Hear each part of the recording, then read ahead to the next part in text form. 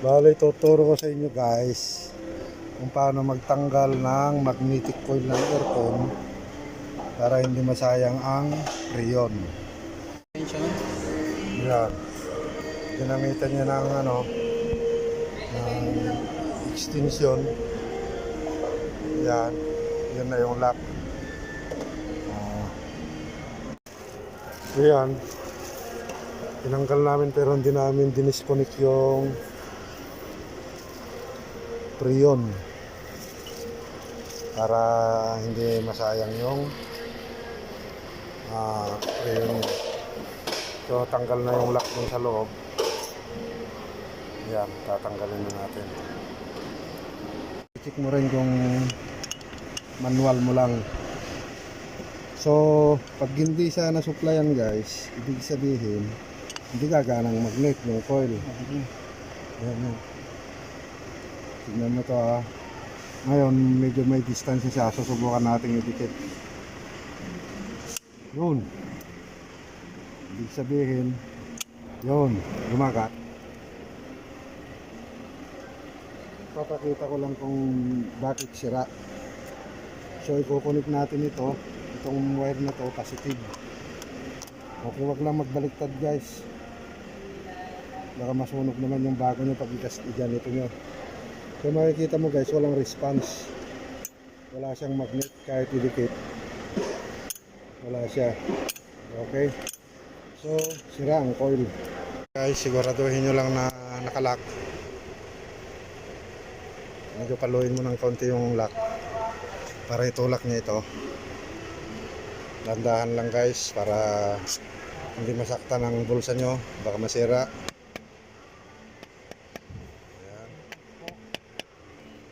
Pukpok lang yan guys para lang lumapat. Natin yan yung pulley. This is pulley. This is pulley. Bago. Kuha ka ng okay na yan.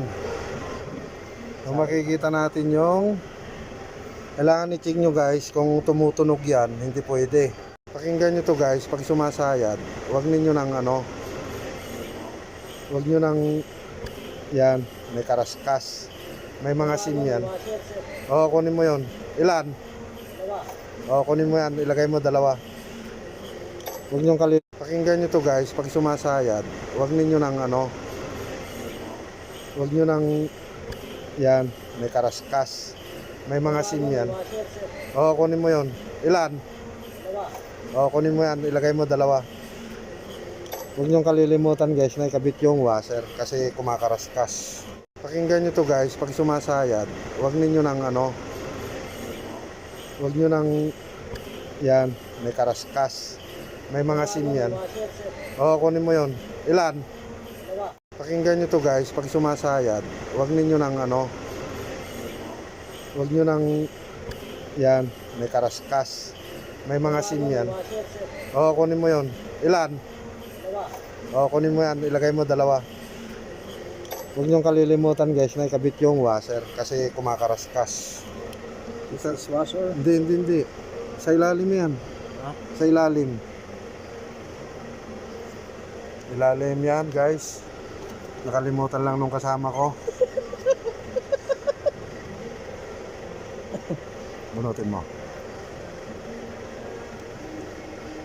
Baka masira. Up.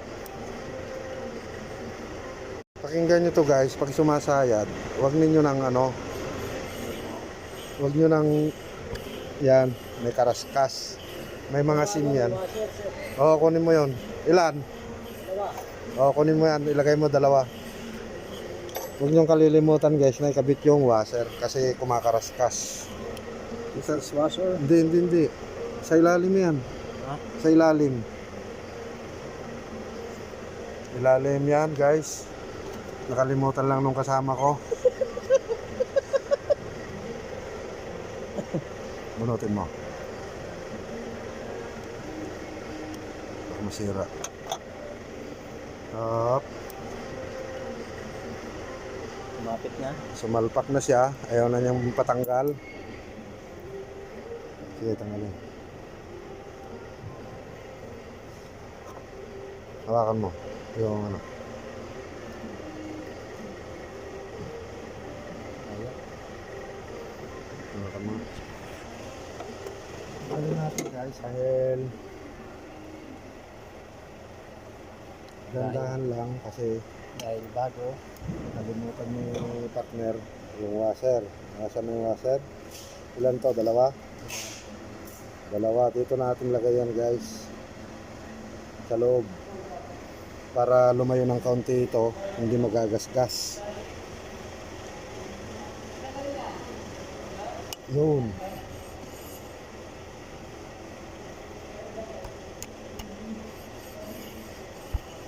Okay.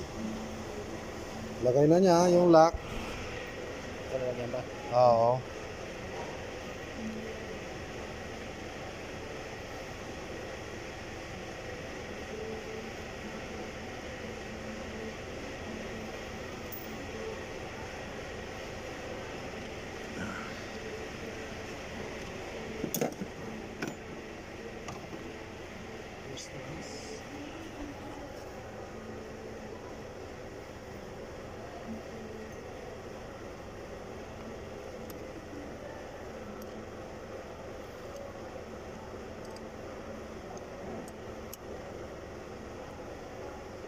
Yeah.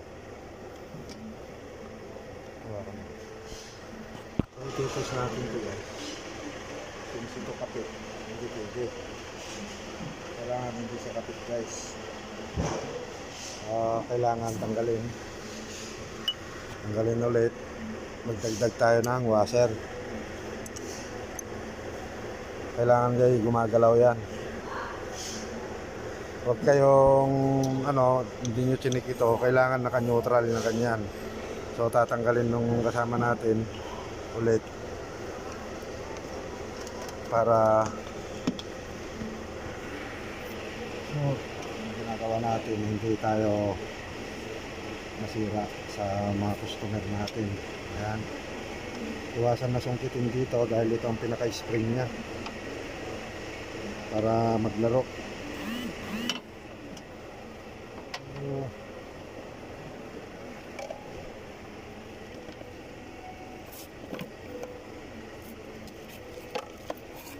Hanapin natin yung luma guys, yung lumang washer. Hindi makita, nawawala lang luma.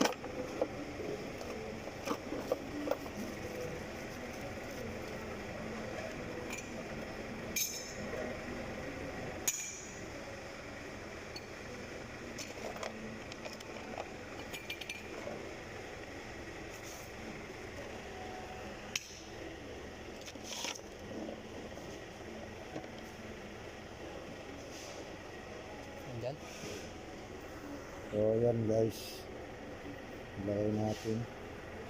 Dinagdagan natin ng washer, bali 3 washer yan, 2 manipis tsaka isang medyo makapal ng konti. Makikita naman natin guys kung malayong masyado, hindi naman po pwede, baka hindi naman makaya ng magnet.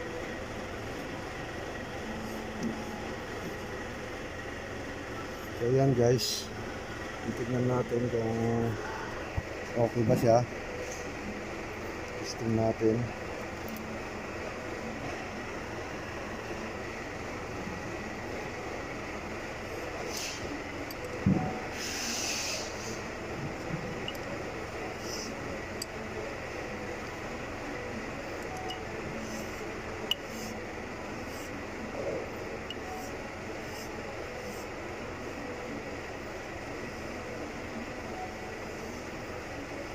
Ayan guys, okay na siya. Kumbaga, ngayon ang pag-iigpit nyan guys, hindi nyo kailangan ipitin dito. Kasi once na inipit nyo rito, ang vice grip o ano man, maninisalign itong pressure plate ng clutch. So kailangan natin, ganito lang ang technique yan bro mga kapatid. Paluin mo na lang ito.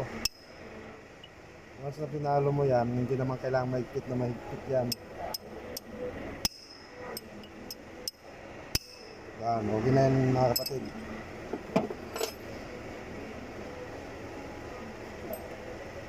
So tingnan natin. Yan, suwado na siya.